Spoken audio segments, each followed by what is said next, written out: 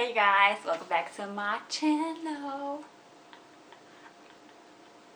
I don't know why I do that. It's probably like I'm embarrassed slash awkward. Yeah. Anyways, welcome back to my channel, and thank you all who have recently subscribed. I wanted to get that all out there because it means a lot to me, people who watch my videos and who comment, and maybe if you decided that my videos are good enough for you to actually try and make the dish, thank you for that as well if you try. If not, thank you for watching. But I wanted just to share this video with you guys because this dessert that I'm about to be making, which is bomb, actually has a story behind it, and I wanted to share it with you guys because I believe food has stories to tell, and it's a good reason just to get out, you know, why you made the dish in the first place or what came about making it. So let's get into the reason behind this delicious dessert. So years ago, well, not years ago, but a few years ago, when I was living with my mother, I was out of high school, so I was an adult. But I was staying with my mom, and she was in the kitchen, and she was baking. She was getting ready to bake an apple pie. And let me tell you guys, my mom is the best, hands down, the best baker in life. Like, she gets your whole life together with all her desserts. Like, I can remember German chocolate cake, turtle cheesecake, chocolate chip cookies with walnuts, like sugar cookies, caramel cake. Like, my mom is the best hands down baker.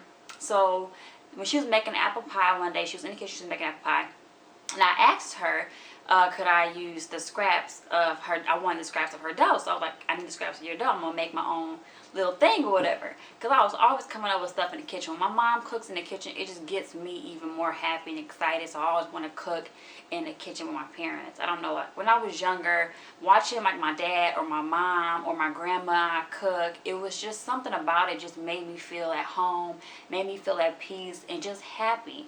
So she was making the apple pie, and of course I knew whatever I was getting ready to make was not going to be as good as hers, but I wanted to try anyway. So she gave me the scraps of the dough, and I was looking at the scraps of dough, and I was like, okay, what I'm going to do with this scrap of dough, I don't know. So I balled up the scrap into like a ball, and then I used a roller pin, and I just, you know, flattened out the dough into like a big old circle. And so at first I was thinking like, okay, I'm going to make, you know, small little apple pies or whatever.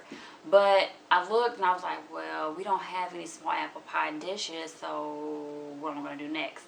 So then I was like, okay, I'm going to just start putting the filling in the inside of the dough. So I used like the remaining of the filling that she had and just scooped it out and put it in the inside of the dough. And then next thing I know, I started gathering up the pieces because I felt like I knew that, you know, the filling was like spreading out. So I had to gather up the pieces of the dough before it started to fall out. So I was gathering up the pieces or whatever, and then I pinched the sides, and I looked at it, and I was like, this looks like a bag, like a sack or something. And I was like, I started thinking a little bit more, and I had like a little bit left of the dough that I didn't use because I made like a perfect circle. So I flattened that dough out, and I cut like a little sliver of it and wrapped it around the dough. And I looked at it again, I was like, I just made a tie. Like, I just made like a little cute little bag of apple pie. So I was so geeked, you guys. I was like, yeah, like I thought you couldn't tell me nothing. Like, when I made this, I felt like we was gonna like win some money. I was gonna get famous. Like, I was gonna post this picture up, like all kinds of stuff. So I showed my mom. I was like, Mom, look what I made. And you know, like when you're a parent, I'm not a parent, but you know, your parents all get all happy for you and praise you for anything that you do. You can get like, I don't know, gum off your shoe, and your mom was like, oh my God, I can't believe you did that, right? So my mom was like, oh my God, say a word, like, this is awesome, like, what you gonna call it? And I was like, I don't know. And I started thinking, and I was like, I got it, bag of apples. And she was like, yup, bag of apples. I was like, yes, bag of apples. So I made that dish just on a whim. I made it, and ever since it stuck with me, and I've been making it ever since. It's just a whimsical play on a classic apple pie, which I absolutely love. It's good for fall time. As you know, we are leading into fall and apples are in season, so it's a good time to make this dessert. And what also sets this dessert different or separate from all the rest, you guys, is I actually have a special ingredient that I've included in this dessert. So if you stick around, you'll see what I included that sets this apple pie apart from all the rest of the apple dishes that you will ever make.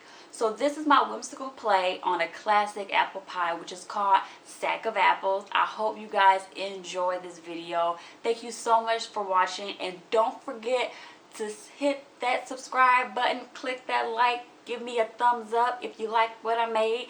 Subscribe to me, you will have great dishes. I mean, it's free. You can just subscribe and watch my videos and start cooking and all that good stuff. Also, I am on Instagram at Saber Cooking. I'll have that link below, so follow me there. You can check me out there. I post up selfies like everybody else and food that I made for that night or whatever, my boyfriend. So follow me also there. Thank you guys so much for watching. I'll see you guys on the next video. Love and good eats. Bye.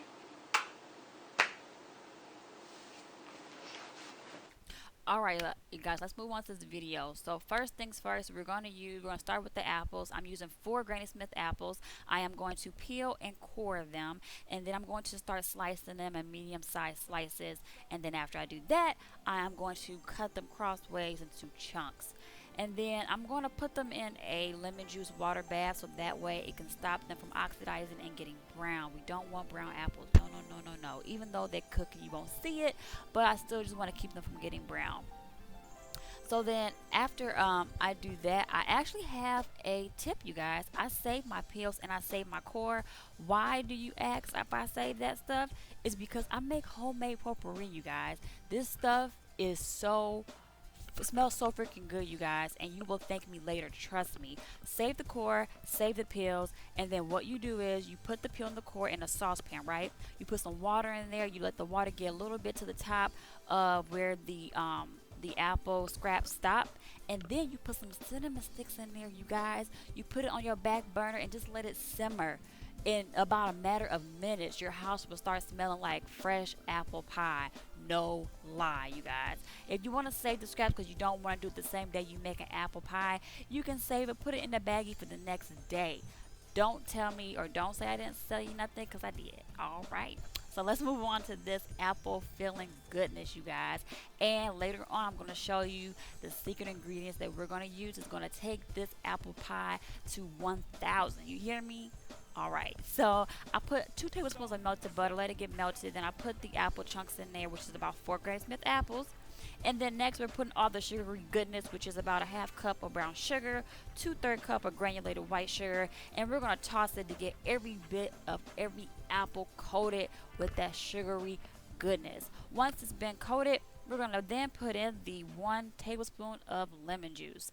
After that, I use about a tablespoon of cinnamon, sprinkled it on there. And then I put a little bit more than a pinch of nutmeg. You'll see right here coming up how I measure my nutmeg. If you follow or you watch me or you watch my videos, you know I like to measure in my hands. That's a habit. I don't think I'm going to ever break that habit. That's just the way I cook, you guys. I'm sorry. So after I do that, I'm going to mix it again. Make sure that the apples still get coated with every little bit of that flavor. You want to make sure every bit of the apples get coated with every flavor, you guys. You don't want to miss out. You don't want one apple to get left out, okay? All of them have to have it. All of them do. So then after I do that, I go in. I'm going to put some cornstarch in here. This is what's going to get my my sauce thick, so it can be a nice thick consistency, so it won't be so runny when I put it in my pie dough. And at first I put about a 1/2 tablespoon or 1/2 teaspoon, I'm sorry, of cornstarch. But then after I got that mix, I went back in and added another teaspoon, of cornstarch. So you want to make sure overall that you use 2 teaspoons of cornstarch and you mix it. And then after we do that, I'm going to let it just simmer over the stove for a good 10 minutes, just to let it get letting all the apples get marinated, you know, get more acquainted with each other, you know what I mean? So next I have the secret ingredient, you guys, and you guys won't believe what I've added to this stuff. This is going to take your apple filling to the next level, and yes, it is apple pie schnapps. It's liqueur. Yes, it is. This is what is bomb. Bomb.com, y'all. Bomb. I didn't want to show the actual liquor that I use. I don't know how YouTube feels about it, but I will leave a link below, or better yet, I'll leave a name of the actual apple pie liquor that I used in it, and it was a 50 milliliter bottle. And you guys, this stuff smells straight like apple pie, it tastes like apple pie, and it's going to even make your apple filling even more delicious. And of course, it's going to cook off the alcohol when you put it over the stove, so you're not going to taste it. You're not going to get all, you know, woozy up, you know what I mean? You're not going to get all turned up. You're just going to add more flavor to it, more depth. So I let that simmer over my stove for after I let it simmer the first time for 10 minutes. I went back in after I add the alcohol, and then I let that cook down for a good 20-25 minutes so that it can get nice and caramelized. It will definitely make a difference in your filling if you let it do that versus just mixing everything and then putting the filling into the dough. You want to let everything get caramelized and let that flavor really get intense. So after I did that, I used about 3 tablespoons of the apple pie filling, and I'm going to, from here, as you see, I'm going to make my sacks, you guys. I roll with my cup, because I ain't got no rolling pin. I roll with my cup about a medium-sized circle, and then I put 3 tablespoons of filling, and right there, you guys, I have my sack right there. See, it's so cute. Looks like a little purse. And then I went in, I took the scraps of the pie dough and I cut them into little strips, and I placed them across the little sack so it looks like a little mini bag, you guys. This dessert is so simple, it's so sweet, it's so good, and it's just a whimsical play on apple pie. Get your kids involved. They will like this and try this out, and it adds a personal touch. Who doesn't like to feel special? I know I do. Thank you so much for watching. I'll see you on the next video, and love and good eats. Talk to you guys later.